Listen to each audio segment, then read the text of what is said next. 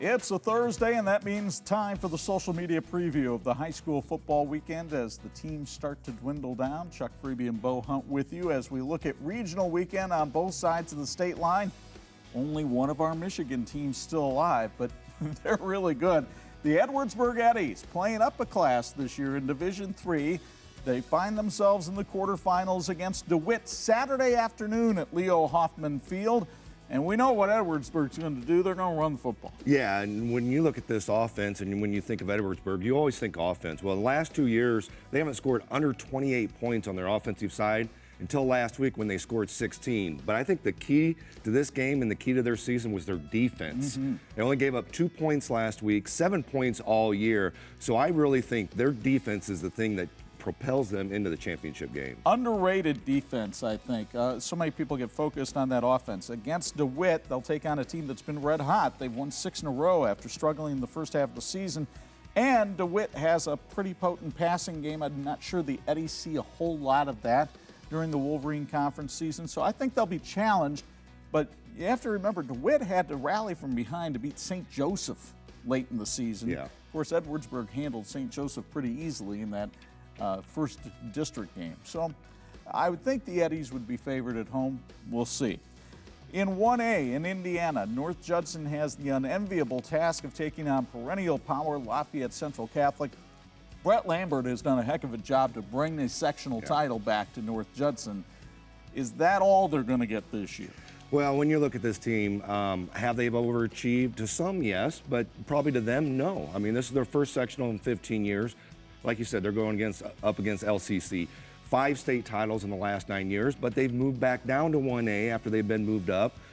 You know, they didn't win a sectional last year, so, you know, have they got that momentum and that mojo back? Not sure. This is going to be a great game. I think North Judson's going to go out and represent. Well, LCC does have a potent passing game. They've got a quarterback by the name of Clark Bennett, threw for 200 yards and 3 touchdowns in the win over Traders Point Christian last week in the sectional final. So, obviously, that's another area. North Judson probably doesn't face a lot of passing teams in the Hoosier North Athletic Conference. We'll see how they fare against LCC. 3A, this is a game a lot of people are talking about, especially down in Stark County, down in Community Field. The Knox Redskins playing in their first regional ever, and here comes big bad Marion at 11-1. Now, the Knights, big question mark in this game regarding their health. How healthy Maddox Begonia, Malcolm Anderson, Miguel Ortiz.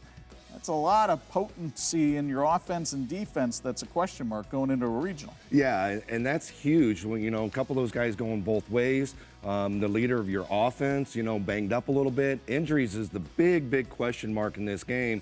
You got to look at history, though, as well. Marion's knocked out Knox the last 2 seasons in the playoffs, so Knox is trying to get over that hump. They finally got that sectional win. Well, Marion and Knox are not in the same sectional anymore, so now it's a regional championship. So when you look at this game, there's going to be a lot of emotions out there, and the Knox Redskins are definitely looking to pick up a victory on their home field. You know, and the thing about Knox is their defense is almost as good as Marion's when you look at what they've been able to do with scoring defense this year. They're only giving up about 8 points a game. The defense helped win the game against Calumet last week in overtime, beating Calumet by a count of 19-12.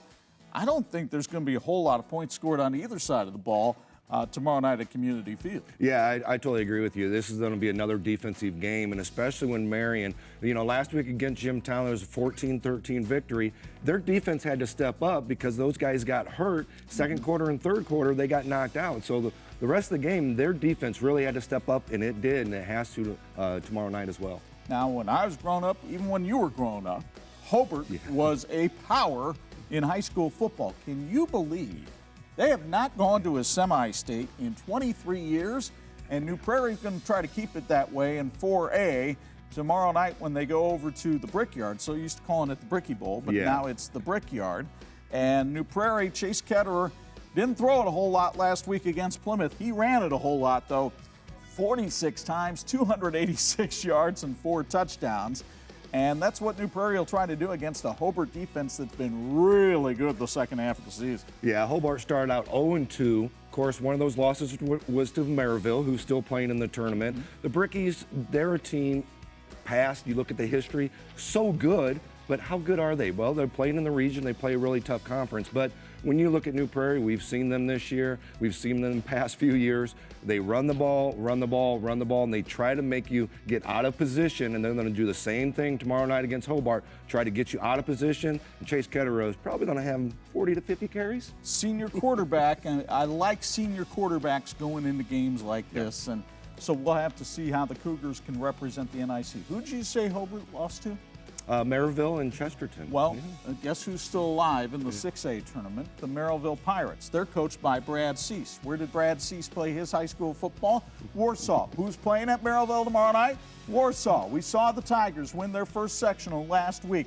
Impressively over Penn, 35-18. They ran the ball for 432 yards, and that's their bread and butter, and that's what they'll try to do against a Pirate team that is pretty salty on both sides of the ball. Yeah, when I look at Merrillville, I look at them.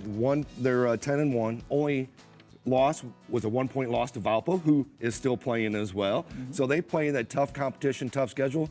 But Warsaw is as well. We've seen them a couple times this year. Warsaw's just got that balance. They've got that it factor. They believe they can win. They believe they can go out there. I talked to White Amos at the end of the game last week, and they said they're not finished. They want to continue this and keep going in this playoff run, and they feel they can win any game they get into. Now, they do face a very talented Pirate team. Uses two quarterbacks, very balanced on offense between running and passing. They've got two D1 players on offense. One kid going to Northern Illinois who's a receiver. Offensive tackle who's going to Minnesota. Big, solid defensive line. This is a huge challenge for Warsaw going on the road to Demery Stadium. If the game were at Fisher Field, I might feel a little bit different about.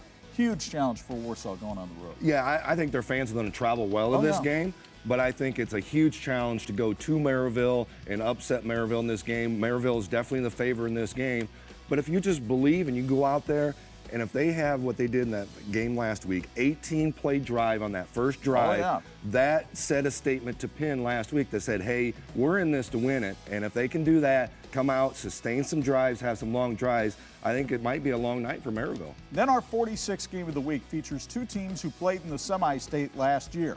One in 6A, one in 4A. They'll meet in 5A's regional tomorrow night over at Steele Stadium. Valparaiso out of the region only has gone on the table, run the table this year. Only close game was that Merrillville game that you mentioned. Coming over to Steele Stadium. Not an easy place to play, especially this week. You saw yesterday on social media the stuff they had to do to get this stadium ready to play for Friday night. They're hoping the sun comes out for a little while today and Friday and melts what's left. This might play to Keith Kinder's advantage. When I look at the fields here and you look at all the snow out there, I think it does play into Mishawaka's advantage having the game at home.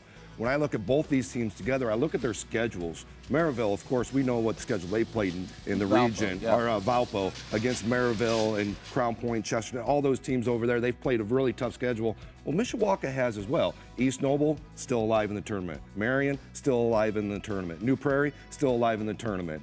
So the schedules really match up. I think this is a lot more even game than what people think it's going to be, and I think the home field advantage makes it even more advantage for Mishawaka. Valparaiso does have a huge size advantage on both sides of the line, so Mishawaka is going to have to combat that, but they've had to do that all season long.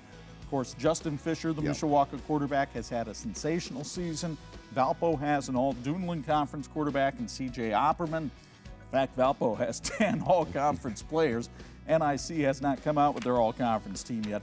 Should be a lot of fun tomorrow night at Steele Stadium. We sure hope you'll join us on Facebook Live at 7:30 because of the time zone difference between the two teams. And then we'll have it on TV 46 Friday night at 11 and Saturday morning at 9. From our broadcast partner, Bo Hunt, it's Chuck Freeby. Thanks for joining us here on social media.